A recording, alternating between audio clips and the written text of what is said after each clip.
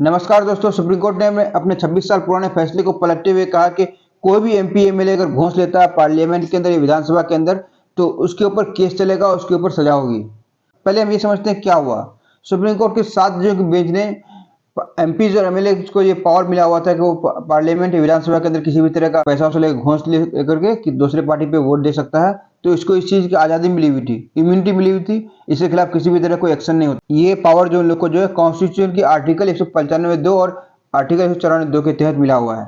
तो supreme court ने अपने इस 26 साल पुराने फैसले को पलट दिया और इसे इलीगल कर दिया। अब हम पहले समझते हैं ये कॉन्स्टिट्यूशन का आर्टिकल 105(2) क्या और 194(2) क्या, जिसके तहत इन लोग को ये इतनी आज़ादी मिली हुई है कि ये लोग पार्लियामेंट या विधानसभा के अंदर कुछ भी बोल सकता है, घूस ले सकता है, कोई सुनवाई नहीं होगी। कॉन्स्टिट्यूशन के आर्टिकल 194(2) के तहत सभी एमएलए को ये पावर मिला हुआ कि विधानसभा के अंदर वो किसी भी पार्टी से घूस ले किसी भी पार्टी को वोट दे सकता है और किसी पे किसी तरह का इल्जाम लगा सकता है या फिर कोई स्टैंडिंग कमेटी के सामने भी इस तरह कर सकता है। तो इस पर किसी तरह का कोई केस नहीं होगा।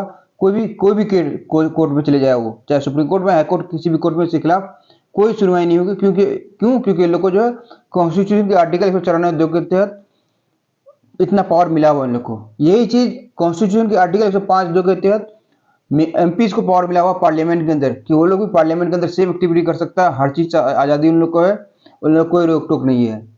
आइए हम समझते हैं 1998 की सुप्रीम कोर्ट की जजमेंट क्या है, जिसके तहत एमपीज और एमएलए को पावर मिला हुआ था कि वो किसी से पैसा लेके दे सकता, किसी को भी वोट और कोई भी इल्जाम लगा सकता है। 1998 में 5 जजों की बेंच ने PV Narasimha Rao versus state द्वारा केस की सुनवाई करते हुए 3 जज ने इसके सपोर्ट में ये कहते हुए कहा था कि जो है सभी पार्लियामेंट के मेंबर को और सभी एमएलए विधानसभा के मेंबर को जो है ये पावर मिला हुआ है कि किसी से पार्टी लेकर के किसी को वोट दे सकता है इसके तहत, या फिर जो है कोई जवाबदेही नहीं। उससे क्या होगा कि वो लोग अपनी बात विधानसभा या फिर पार्लियामेंट के अंदर खुल करके रख सकता है।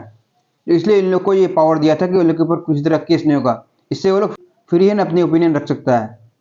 और इसमें जो 2 जज ने इसके खिलाफ भी किया था कि इससे जो है ब्राइबरी मतलब घूस वगैरह का मामला बढ़ सकता है। 3-2 से ये फैसला पास हुआ था उस टाइम। लेकिन chief justice of India D Y Chandrachud की अध्यक्षता वाली 7 जजों की बेंच ने यूनिवर्सली एक मुंह से इस फैसले को पलट दिया और कहा कि ये पूरी तरह से गलत है। एक तरह से सिटीजन के साथ नाइंसाफी है कि इसमें 2 क्लास का सिटीजन होगा, एक जो है अपर क्लास होगा, एक लोअर क्लास, जिसमें जो एक क्लास को जो है हर तरह की आजादी रहेगी झूठ करने का, क्राइम करने का, जो एक तरह से खुद कॉन्स्टिट्यूशन का वायलेशन कर रहा है।